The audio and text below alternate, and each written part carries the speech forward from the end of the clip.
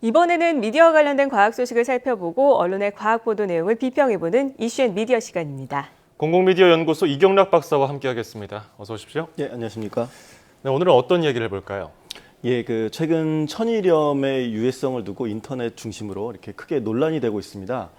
이 논란은 한 음식 칼럼니스트를 통해서 이렇게 제기가 됐는데, 블로그를 통해서 이제 우리나라 천일염의 문제점을 계속 지적을 했었거든요. 그러면서 천일염 업계가 계속 공방을 벌이고 있습니다. 그래서 오늘은 이러한 논쟁과 관련해서 과연 천일염이라는 것이 무엇인지, 그리고 그 유해성 논쟁의 핵심은 무엇인지를 살펴보겠습니다. 또 아울러 이러한 논쟁에 대해서 우리 언론의 입장은 무엇이고 그 과정에 또 문제는 없었는지 이런 부분도 살펴보겠습니다. 네, 자 그렇다면 먼저 천일염이 어떤 건지 일반 소금과는 어떤 차이가 있는지를 살펴볼까요? 예, 그래서 원래대로 치면 식품공정에 나와 있는 그런 소금에 대한 규정이, 식염에 대한 규정이 필요합니다. 그래서 식염에 대한 규정을 먼저 보면 네. 사실 식품공정에 나와 있는 대로라면 천일염, 정제염, 그리고 뭐 제제소금이나 혹은 태움 용유명, 그리고 기타 소금, 가공 소금 뭐 이런 종류들이 있습니다. 그게 사실은 가장 과학적인 분류죠. 그런데 천일염은 그렇게 우리가 다시 또 분류를 만드는 방법에 따라서 천일염이나 뭐 정제염, 암염, 암염 이런 것들, 자염 이런 것들로 또 구분이 됩니다. 그래서 천일염은 우리가 흔히 알고 있는 그런 염전이라는 것이죠. 그런 곳에서 태양을 이용해서 수분을 또 증발시켜서 결정화하는 방식이고, 정제염은 바닷물을 이완 교환 수지에 통과시켜서 불순물을 이제 제거하고 염도를 높인 후에 그것을 또 끓여서 결정화해서 만드는 것입니다. 네. 당연히 이제 그런 것은 비용이 더 많이 들겠죠. 설비도 많이 들고. 암염은 뭐 사실 우리에 대해서 거의 유통이 되진 않지만 우리말로 돌소금 또는 석염이라고도 합니다. 그래서 해수나 염호가 있던 곳에서 일종의 광상 상태로 이제 존재를 하는데 캐내는 것이죠. 이제 뭐 석탄처럼 이렇게 캐내는 소금이고, 네네. 자염은 끓여서 만든 소금을 말하는데 좋은 갯벌 흙을 염전에 이렇게 옮겨서 말리고 이를 다시 이제 거기서 나온 소금기들을 이렇게 끓여서 만드는 방식입니다. 이 방금 말씀드린 자염은 어떻게 보면 일제가 천일염 기술을 들여오기까지 우리의 전통적인 그런 소금 제작 방식이었다 이렇게 볼 수가 있겠습니다. 네. 그렇다면 천일염은 그냥 일반적으로 우리가 알고 있는 자연적으로 하늘에서 내려오는 햇볕을 이용해서 말려서 나오는 그것을 소금이라고, 그걸 천일염이라고 하는 것 같은데 왜 문제가 된 겁니까? 최근 천일염 논쟁과 관련해서 이런 논란이 생긴 이유가 얼핏 보면 이제 한 음식 칼럼니스트가 막 굉장히 뭐라고 하니까 그런 것처럼 보이지만 사실 이면에는 천일염 마케팅의 문제점이 이제 지적되고 있습니다. 뭐 제가 식품공정 말씀을 드렸지만 그냥 소금에 대한 얘기거든요. 엄청 뭐 효과적이거나 그걸 먹으면 뭐 만병통치 이런 것이 아닌데 네. 천일염을 홍보하는 쪽에서 천일염의 미네랄이 풍부해서 정제염보다 훨씬 뛰어난 것이다 이렇게 얘기하고, 가격도 막 어떤 것들은 막 16배가 차이 날 정도로 이렇게 비싼 것들도 있었거든요.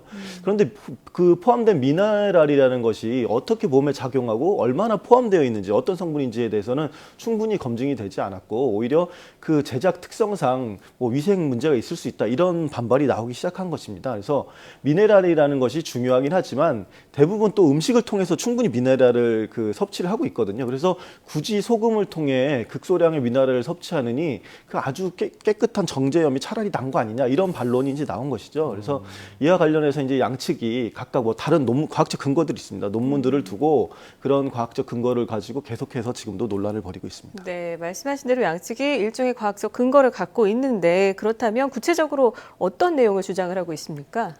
우선 논란의 핵심이라고 할 수 있는 좀 미네랄 얘기를 좀 해봐야 될 것 같은데요. 원래 미네랄은 광물질의 일종으로서 이렇게 얘기가 되기도 합니다. 생체 성분으로서의 무기질. 종종 이제 그래서 무기 영양소라고 이제 우리 몸에 유익한 무기 영양소라고 하는데, 간호학 사전이랑 이런 부분들을 보게 되면 이러한 무기 영양소의 원소 조성은 한 20종 정도가 됩니다. 이제 몸에 우리에 필요한 것들. 네네. 근데 그 주된 것들은 이제 칼슘, 마그네슘, 인, 나트륨, 칼륨, 염소 이런 것들인데 전체 이제 수십 % 이상을 차지하는 것이고, 그리고 또 그 외에도 중요한 것이 구리, 아연, 요오드, 망간, 코발트 이런 것들이 이제 미량이지만 중요한 원소다 이렇게 얘기하고 있고, 그 외에도 뭐 불소나 셀레늄, 몰리브덴, 크롬, 규소, 주석 그리고 바나듐 이런 것들이 우리 몸에 좀 필요하다 이렇게 얘기를 합니다.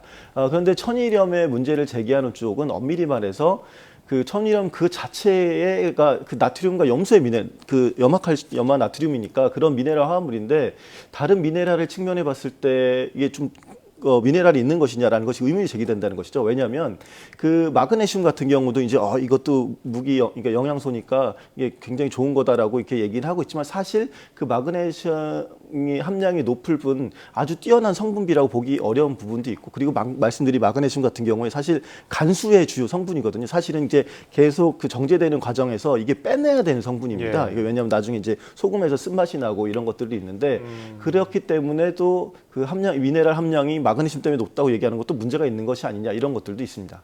또 일부 논문을 통해서 또 세균이 검출되었다 이런 부분들도 또 이제 얘기가 되면서 논란이 계속되고 있습니다. 세균까지. 그렇다면 일부에서 주장하고 있는 이 천일염이 몸에 안 좋다는 게 맞는 겁니까? 어떤 겁니까? 그런데 또 그게 그렇게 말씀드리기는 어렵습니다. 예. 방금 말씀드린 세균 문제만 하더라도 그 염화나트륨, 그러니까 소금의 특성상 일정 기간 이상 계속 보관하게 되면 그 살균이 되거든요. 굉장히 좀 그 독성도 있고 그렇기 때문에 이제 그 세균에게 안 좋은 독성이겠죠. 우리 몸이 아니라. 그런데 그런 것들 때문에 보관소 천일염, 그러니까 계속 보관했던 시료에서는 미생물이 검출되지 않았다고 합니다. 예.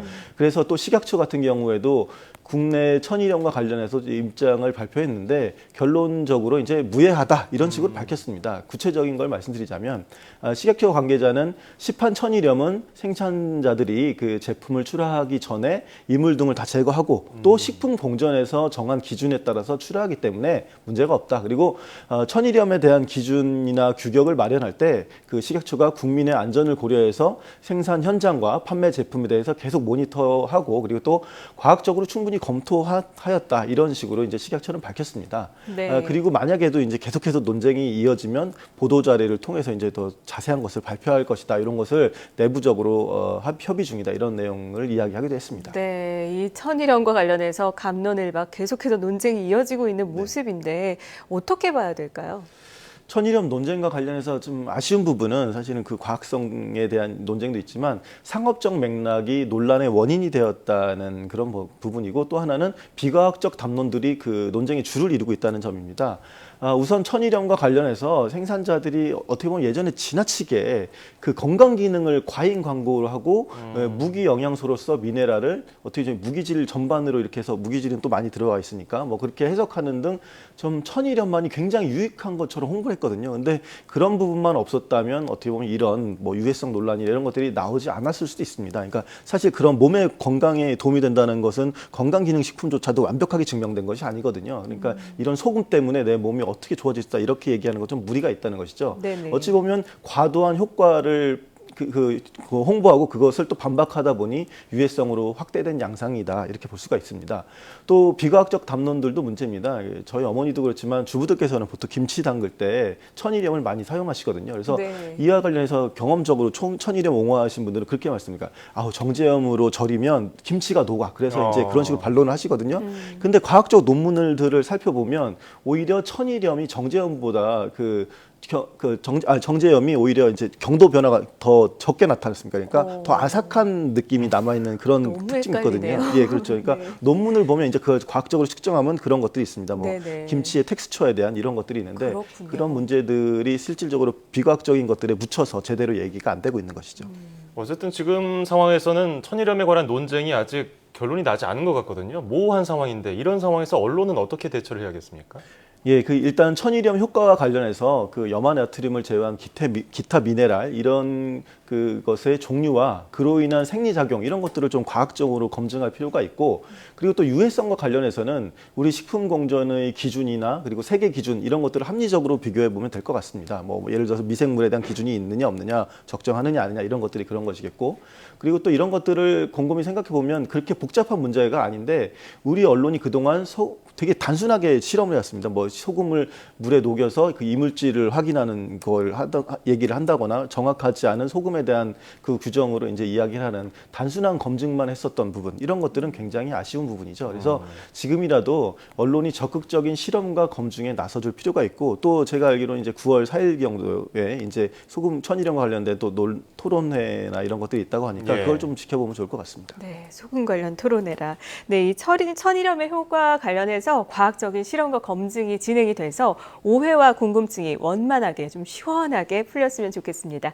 자, 지금까지 공공미디어 연구소 이경락 박사와 함께 이야기 나눴습니다. 오늘 말씀 고맙습니다. 네, 감사합니다.